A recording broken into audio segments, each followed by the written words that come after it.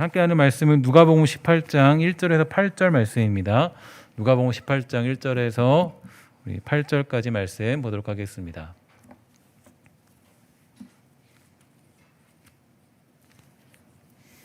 누가복음 18장 1절에서 8절까지 말씀입니다. 누가복음 18장 1절에서 8절까지 말씀 한 절씩 교독하면서 읽도록 하겠습니다. 예수께서 그들에게 항상 기도하고 낙심하지 말아야 할 것을 비유로 말씀하여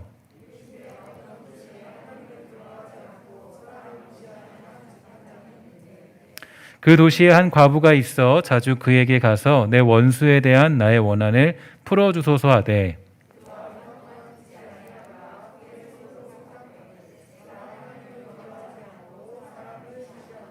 이 과부가 나를 번거롭게 하니 내가 그 원한을 풀어주리라. 그렇지 않으면 늘 와서 나를 괴롭게 하리라 하였느니라. 하물며 하나님께서 그 밤낮 부르짖는 택하신 자들의 원한을 풀어주지 아니하시겠느냐. 그들에게 오래 참으시겠느냐. 내가 너희에게 이르노니 속히 그 원한을 풀어주시리라. 그러나 인자가 올 때에 세상에서 믿음을 보겠느냐 하시니라. 아멘. 네, 오늘부터 잠시 마스크를 쓰고 설교를 하도록 하겠습니다. 이제 아무래도 법이 강화되었기 때문에 혹시 모를 어떤 일이 있고 또 이제 생활 방역으로 다시 우리를 이제 돌려줬을 때 그때 마스크를 벗고 설교를 진행하도록 하고요. 어쨌든 이제 법적으로는 큰 소리로 말하지 말아라 이렇게 되어 있는데 큰 소리로 말하지 않는 게 어떤 데까지는 알 수가 없어서 그래서 이제 혹시 몰라서 이제 앞으로 이제 마스크를 쓰고 잠시 동안은 설교를 진행하도록 하겠습니다. 근데 불편하겠지만 여러분 잘 들어주시고, 예, 저도 신경 써야 될 게 이제 넥타이뿐 아니라 여기도 신경 써야 돼서 좀 불편하긴 합니다. 그래서 여러분 하여튼 그래도 말씀 듣는데 집중해 주시고 저도 열심히 최선을 다해서 말씀을 전하도록 하겠습니다. 공부를 잘하려면 열심히 감당해야 되죠. 그래서 책상에 오래 앉아 있는 사람이 결국에 좋은 대학에 간다 이런 말이 있을 정도로 이 공부의 본질은 자기 열심에 있다고 해도 과언이 아닐 것입니다. 하지만 기도는 다릅니다. 기도에 열심을 내야 하는 것은 분명한 사실이지만 열심히 기도의 본질이 될 수는 없다라는 거죠. 흔히 오늘 우리가 보는 본문의 내용을 해석할 때 이 끈질기게 열심히 기도하면 된다. 그러면 응답받는다. 이런 식으로 읽게 되지만 그러나 기도는 열심히 기도했기 때문에 우리가 응답받는다는 원리는 아니라는 것을 기억해야 됩니다. 오늘 본문을 보면 이 불의한 재판장과 과부가 등장하게 되는데요. 이 성경에서 과부는 이 고아와 더불어 가장 약한 자를 대표하고 있습니다. 남편도 없고 또한 자식을 더 낳을 수도 없는 그러한 사람인데 특히나 남자가 주도권을 가지고 있어서 힘을 행사하는 사회에서 이 과부라는 존재는 가장 나약한 자의 지위에 머무는 그런 상황이었습니다. 그런데 오늘 본문을 보니까 이 과부가 아주 억울한 일을 당해서 재판장에게 찾아가서 자기의 원한을 풀어달라고 간청하고 있지만 이 재판장은 들어주지 않고 있습니다. 왜냐하면 재판장의 특징이 있는데요. 이 사람을 명명해 주기를 이 사람은 불의한 사람이다라고 성경이 말해주고 있기 때문입니다. 그러니까 이 사람은 불의한 사람이니까 이 과부의 청원은 당연히 무시했을 것입니다. 그럼에도 불구하고 이제 이 과부는 이 불의한 재판관에게 자주 찾아가서 이 재판장을 귀찮게 만들었고 이 사람은 과부의 원한을 풀어줘야겠다 이런 생각을 하게 되었죠. 너무 번거롭고 귀찮아서 이제 들어주기로 한 것인데요. 그래서 우리는 이 비유를 보면서 우리도 생각하기를 이런 식으로 기도해야 한다 이렇게 말하기도 하게 되지만 이 과부가 재판장이 했던 것처럼 우리도 기도할 때 하나님을 귀찮게 만들자 좀 들어주실 때까지 끈질기게 매달리자 우리가 이렇게 열심히 기도해야 된다. 그러면 하나님이 안 들어주시고는 못 베길 것이다. 그래서 하나님의 귀에 못이 박히도록 기도하면 우리가 응답받게 될 것이다. 이렇게 해석할 수 있습니다. 하지만 이러한 기도는요, 절대로 성경이 말하는 기도의 본질은 아니라는 거죠. 성경은 하나님에 대해서 또 기도에 대해서 그런 식으로 가르친 적이 없습니다. 오늘 본문 1절을 보면요, 다음과 같이 말합니다. 예수께서 그들에게 항상 기도하고 낙심하지 말아야 할 것을 비유로 말씀하여 이렇게 말하고 있는데요.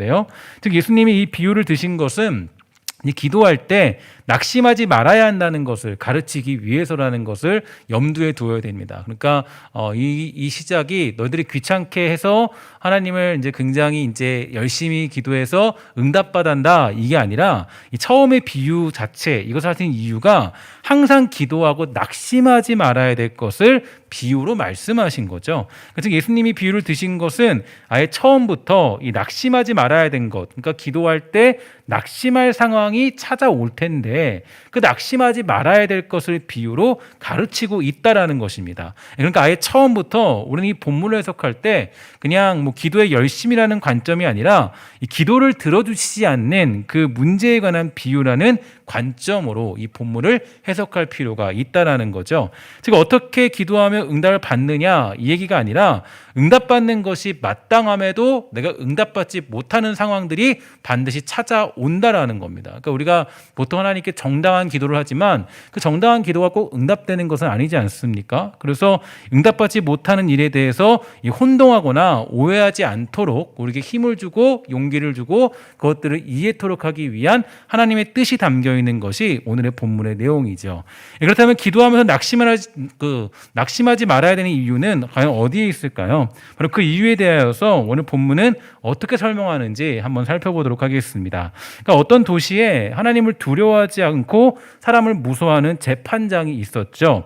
여기서 재판장은 오늘날 판사와 같은 직위가 아니라 이 판사보다 더 많은 권위를 가진 그런 사람을 이제 의미하고 있습니다. 그런데 어느 날 이 과부가 찾아와서 이 간청을 했는데요. 이 내용은 꼭 원수에 대한 원한을 꼭 풀어달라 이런 얘기가 담겨져 있죠. 하지만 이 불의한 재판장은 이 과부의 청원을 들으려고 하지도 않습니다. 이유가 있습니다. 왜냐하면 불의한 재판장이기 때문이에요. 그래서 이 재판장은 아무리 과부가 억울한 일을 갖고 와도요, 그 억울한 일에 대해서 조금도 들어주고 있지 않고 있는 겁니다. 그러다가 이 과부가 자주 찾아가서 번거롭게 하니까 결국 청원을 들어줘야겠다 생각을 하게 되었고 5절에 보니까 이 과부가 나를 번거롭게 하니 내가 그 원한을 풀어주리라. 그렇지 않으면 늘 와서 나를 괴롭히겠다. 이런 생각을 하게 되었고요. 재판장은 귀찮은 나머지 할 수 없이 이 과부의 원한을 풀어주겠다고 마음먹게 된 것입니다. 그런데 이 과부, 이 재판장이 어떤 사람인가에 대해서는 2절에 아주 잘 나타나 있는데요. 2절에 보면 이렇게 되어 있죠. 어떤 도시에 하나님을 두려워하지 않고 사람을 무시하는 재판장이 있었다라고 얘기합니다. 그러니까 이 불의한 재판장의 특징은 하나님을 두려워하지 않는 사람이에요. 그리고 이 사람을 무시하는 한 재판장입니다. 그러니까 이 사람은 의롭지도 않고요. 또 믿음도 없고 교만한 사람인데 이 교만한 사람, 이 믿음이 없는 이 사람이 과부가 워낙 번거롭게 하니까 그 청원을 들어줘야겠다라고 생각을 하게 됩니다. 그러면 생각을 해볼 필요가 있어요. 어떤 생각이냐면 지금 이 과부가 번거롭게 하는 이유가 과연 정당한 일일까요? 불의한 일일까요? 말씀을 보면 잘 알겠지만 절대로 불의한 이유나 그런 것이 아니라 아주 정당한 사유이죠. 그러니까 과부가 억울한 일을 겪어서 재판장에게 도와달라고 청하고 있지만 이 문제는 이 일을 맡은 사람이 불의한 재판장이기 때문에 과부의 말을 저는 듣고 있지 않는 거예요. 그런데 결국에 이 불의한 재판장은 이 과부의 이야기를 들으면서 과부의 문제를 해결해 주었습니다. 바로 이 대목이 중요합니다. 어떤 얘기냐면 이 불의한 재판장이 들어줄 정도의 문제라면 이 문제는 모든 사람이 인정할 수밖에 없는 억울한 문제라는 거예요. 그러니까 분명히 이 사람은 불의한 사람이기 때문에 과부가 와서 번거롭게 한다고 해서 들어줄 사람이 아니에요. 그럼에도 불구하고 문제를 해결해 줬다. 이 얘기는 과부의 요구가 아주 정당하고 누가 들어도 반드시 해결을 해줘야 되는 문제라는 것을 알 수가 있습니다. 만약 번거롭게 해서 과부의 문제를 해결해 주었다면 이 사람은 사람을 무시한다는 말도 어울리지 않고 불의하다는 말도 절대로 어울리지가 않는다라는 거죠. 그러나 이런 불의한 재판장이 과부의 요구를 해결해 주었다는 것은요, 이 문제가 그 어떤 사람도 부인할 수 없는 정당한 문제였기 때문에 이 하나님을 두려워하지 않고 사람을 무시하는 재판장이라고도 들어줄 수밖에 없다는 뜻입니다. 이러한 점을 염두에 두어야 이 7절 말씀이 이해될 수 있게 되는데요. 7절을 보면 이렇게 말하죠. 하물며 하나님께서 그 밤낮 부르짖는 택하신 자들의 원한을 풀어주지 아니하시겠느냐, 이렇게 말하고 있습니다. 여기서 중요한 문구는 이 밤낮 부르짖다가 아니라 이 부르짖는 택하신 자들의 원한입니다. 그러니까 여기서 원한은 정당한 요구, 정당히 요구할 수 있는 원한을 말하고 있다는 거죠. 다시 말해서 까닭 없이 남을 저주하고 비방하여서 이렇게 해달라는 종류의 원한이 아닌 거예요. 예수님은 바로 이러한 점에서 불의한 재판장과 공의로우신 하나님을 대조하고 있어요. 하나님을 두려워하지 않고 사람을 무시하는 불의한 재판장의 입장에서도 정당한 요구로 청원해 오면 그냥 무시해버릴 수 없는데, 하물며 공의로우신 하나님은 어떠하겠느냐 하는 그런 말씀이 오늘 본문의 핵심적인 질문입니다. 그러니까 더구나 불의한 재판장이 상대한 대상은 업심여겨도 좋을 만한 힘없는 과부인데 반하여서 하나님이 상대하시는 대상은 당신이 택하신 사랑하는 자녀라는 거예요. 악한 재판장도 들어줄 수밖에 없는 탄원이라면 하나님의 경우는 더 말할 것도 없습니다. 그런데 흥미로운 점이 있어요. 흥미로운 점은 이 비유가 하나님이 기도를 들어주신다라는 점을 가르치려고 하신 말씀이 아니라는 데 있다라는 거죠. 1절은 이렇게 말합니다. 예수께서 그들에게 항상 기도하고 낙심하지 말아야 할 것을 비유로 말씀하여, 이렇게 얘기하는데요. 이 얘기는 항상 기도해도 낙심하게 되는 상황이 있을 것이라는 말씀이에요. 그러니까 설령 기도의 응답이 없을지라도 하나님에게 능력이 없거나 우리를 사랑하지 않는다거나 관심이 없어서가 아니니까 절망하지 말아라, 이렇게 우리에게 언급해주고 있는 겁니다. 기도 생활 중에서 이러한 믿음보다 더 중요한 것은 없다라는 거죠. 분명히 하나님은 우리가 기도를 시작하기도 전에 모든 것을 알고 계시는 분인 줄 믿습니다. 우리가 절실하다는 것을 잘 알고 있고 간절하다는 것도 너무나 잘 알고 있습니다. 우리들의 처지와 상황을 모두 알고 계시지만 그들의 소원은 들어주시지 않을 수도 있다라는 것을 말해주고 있는 거예요. 다시 말해서 우리들을 너무나 사랑하지만 들어주시지 않을 수도 있고 사랑하는데도 안 들어주실 수도 있다라는 이야기가 되는 겁니다. 왜 들어주시지 않는지, 왜 낙심에 빠지는지, 그 이유가 무엇인지에 대하여서 이 본문에 나와 있지는 않기 때문에 하나님이 그렇게 하시는 이유가 무엇인지 정말 우리가 다 알 수는 없어요. 그런데 우리가 기도했을 때 정당하게 그것이 정당하다 할지라도 그 기도를 들어주지도 않을 수 있다라는 거예요. 신명기 3장에 보면 모세가 하나님께 간절히 기도하죠. 하나님, 제가 가나안 땅에 들어가기를 원합니다. 저를 보내주세요. 그러나 하나님이 얘기하죠. 단호하게 말씀합니다. 안 된다. 너는 들어갈 수 없다. 이렇게 얘기해요. 그래서 모세는 가나안 땅에 들어가지 못하고 이 보는 것으로 만족하면서 죽게 돼요. 단순히 화를 내고 역정을 냈다고 못 들어간 것이 아닙니다. 그렇게 말하기에는 하나님이 너무하시기 때문이죠. 만약에 그런 이유였다면 모세는 하나님께 버림받는 것이 마땅할 거예요. 그러나 모세의 죽음을 보면 정말 놀라운 것이 있습니다. 영어 성경으로 해석을 해보면 하나님께서 직접 모세의 장례를 치러주었다는 식으로 그 본문이 해석되어져 있다라는 거예요. 그러니까 하나님은 모세를 버리신 게 아니에요. 여러분 잘 기억하셔야 되는 게 모세가 버림받은 게 아니에요. 야, 너 화냈으니까 너는 못 들어갈 거야. 이게 아니에요. 하나님은 분명히 모세를 너무 사랑하셨어요. 너무나도 아끼셨어요. 그런데 그를 왜 가나안 땅에 들여보내지 않았는지 우리는 알 길이 없습니다.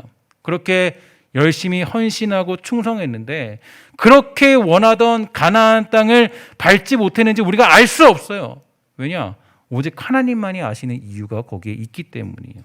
그러니까 모세의 간청과 기도를 거절하신 이유는 우리가 알 수 없는 하나님의 크신 계획과 목적이 있기 때문이에요.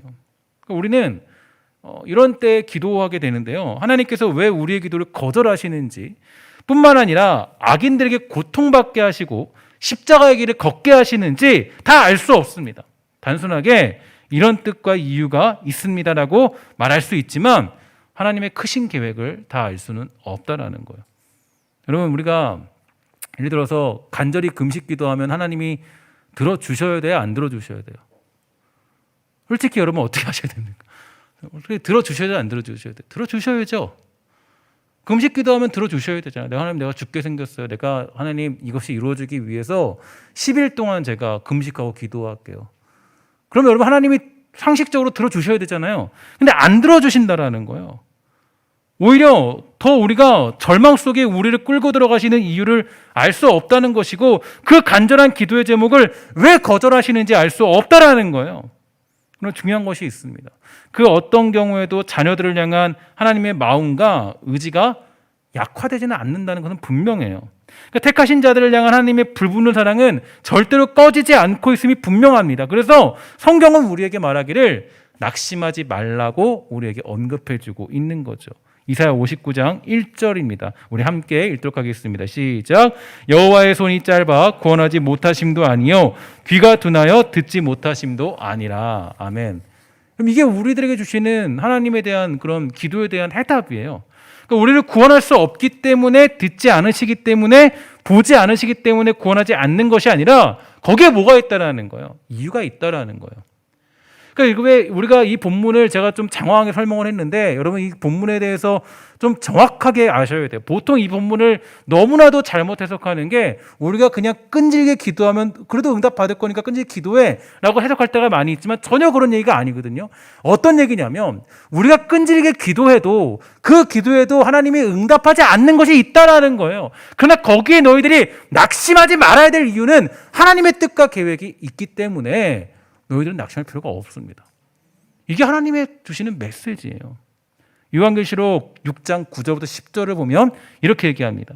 다섯째 인을 떼실 때 내가 보니 하나님의 말씀과 그들이 가진 증거로 말미암아 죽임을 당한 영혼들이 제단 아래에 있어 큰 소리로 불러 이르되 거룩하고 참되신 대주제여 땅에 거하는 자들을 심판하여 우리 피를 갚아주지 아니하시기를 어느 때까지 하시려 하나이까 하니. 이렇게 얘기해요. 어떤 얘기냐면 아직 응답받지 못한 기도가 있다라고 요한계시록은 말하고 있어요. 성경이 말하는 가장 큰 응답이 하나님의 공의가 온 천하 만민 앞에 햇빛같이 드러나는 마지막 심판 때까지 보류되어 있는 겁니다.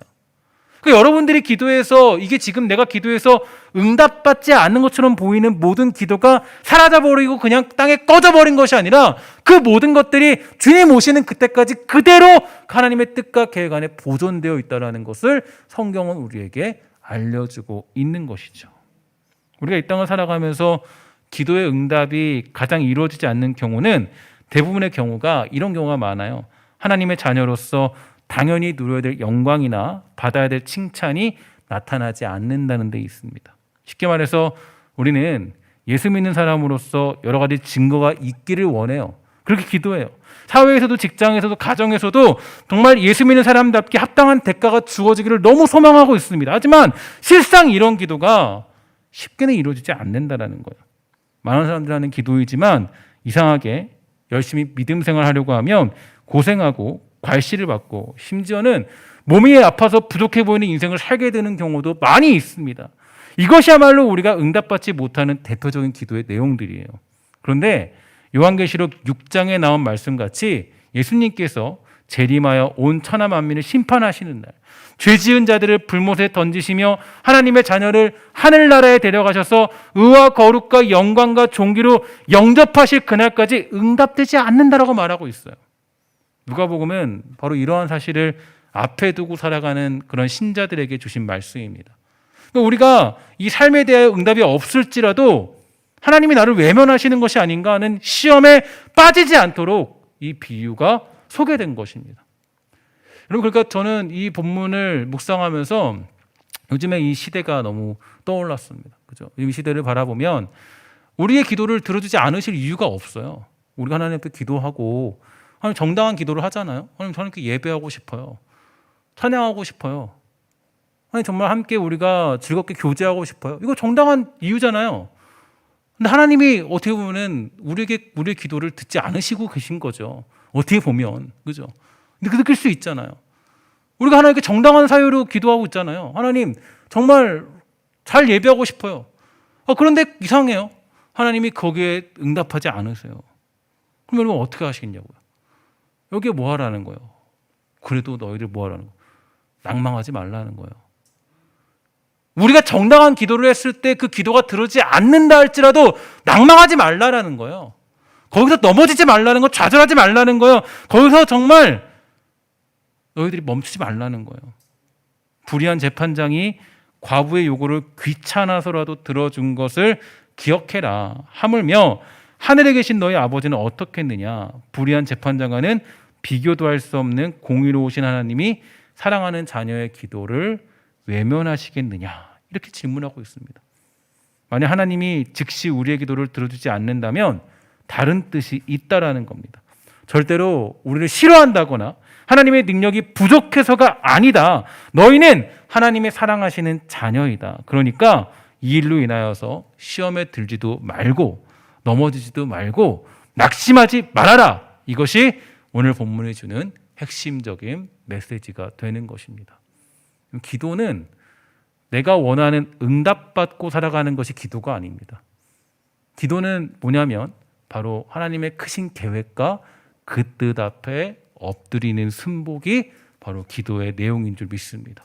그래서 기도라는 것은 내가 원하는 대로 응답되고 그게 내 기도의 내용이 아니에요.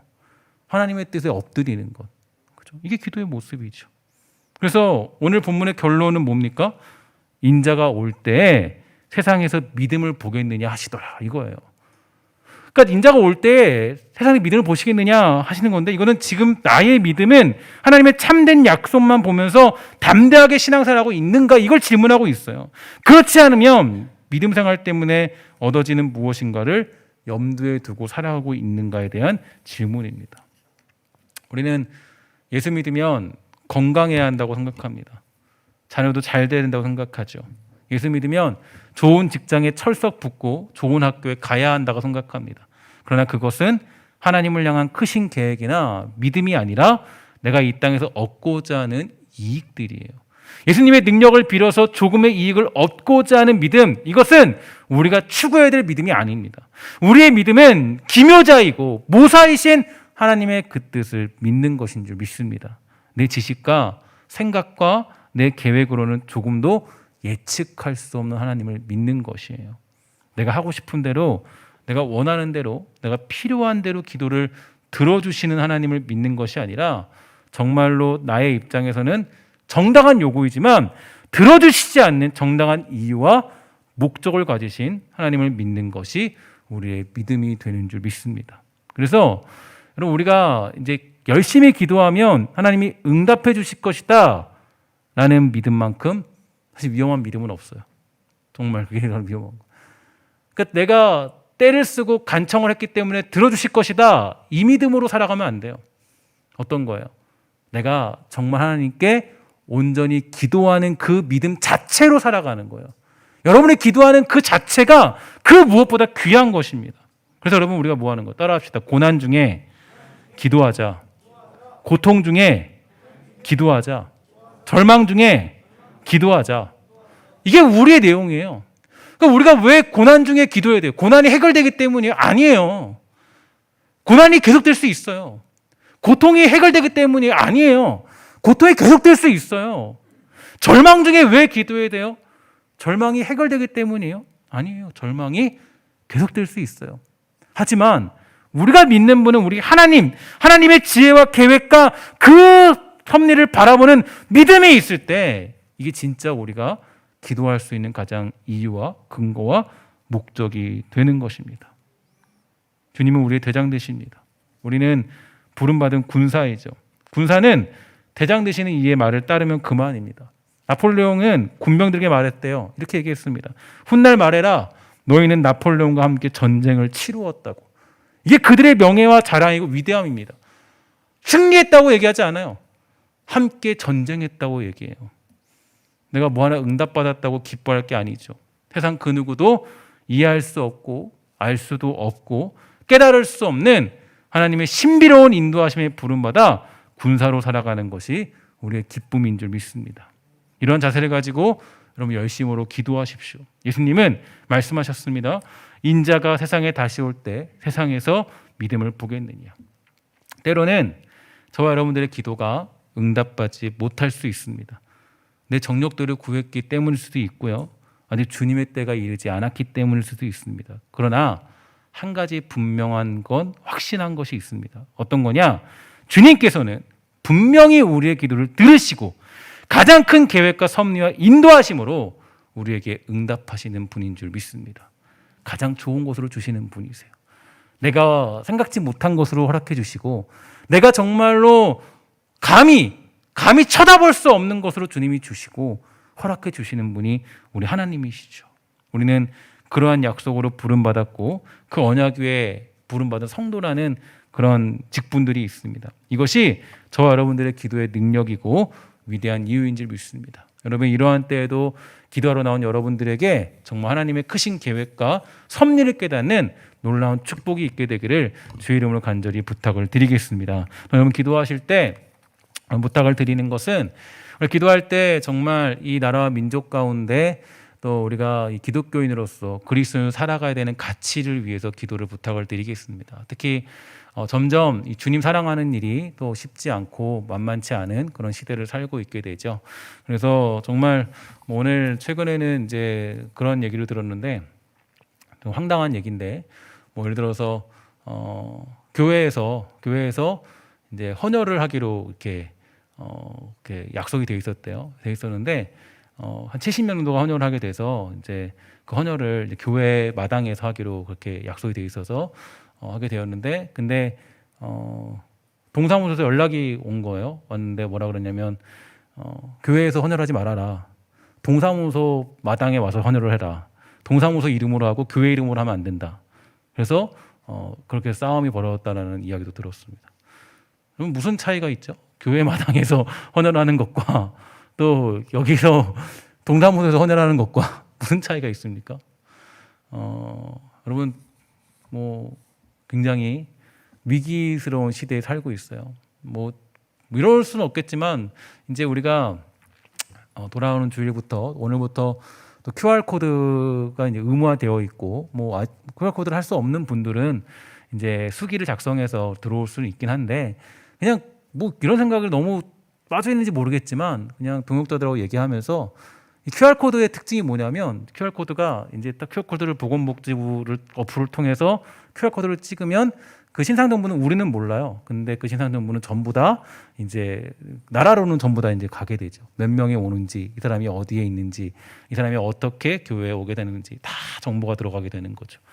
뭐 어떤 분들은 이런 걸 보면서 뭐 음모론이다 얘기할 수 있겠지만 그런 생각들을 지울 수가 없어요. 여러분 정말 저는 사실 정치적이지도 않고 이런 얘기 정말 안 하는데 제가 근데 여러분의 강단에서 이런 얘기를 하는 것은 현재 이제 우리 고신 그다음에 합신 대신 측에서도 성명서를 올렸습니다. 그래서 오늘 성명서가 나와서 굉장히 부당한 처사다, 너무 부당한 처사다라는 그런 이 성명서가 올라오게 되었고, 그래서 총회장 성명서를 통해서 이제 게시가 될 겁니다. 그래서 그런 상황이에요. 그래서 여러분 당황스럽죠, 황당하죠. 여러분 정말 뭐 교회가 코로나의 원상지도 아니고 교회가 뭐 거기서 만들어내는 것도 아닌데 사실 그럼 식당 갈 때 거기 QR 코드 찍고 식당 들어가지 않잖아요, 그죠? 카페 들어갈 때 수기로 적어서 들어가지 않잖아요. 그냥 들어가잖아요. 근데 우리는 다 그러고 들어와야 됩니다. 그러면 얼마나 우리가 방역을 열심히 합니까? 마스크 안 쓰는 사람 없잖아요. 다 쓰고 있잖아요.